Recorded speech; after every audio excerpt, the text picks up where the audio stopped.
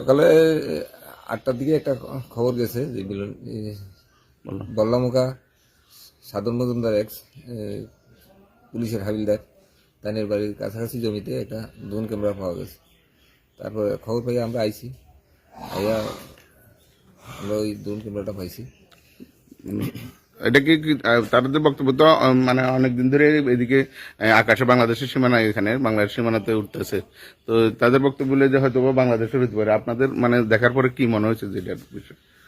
এটা এখানে আওয়ার পরে আমরাও জানতে পারছি যে এটা কয়েকদিন ধরে এদিকে ঘুরতে আছে। এর আগে আমরা নলেজে আইছে না, তো এটা সন্দেহজনক যে এটা হয়তো বাংলাদেশে হইতে পারে।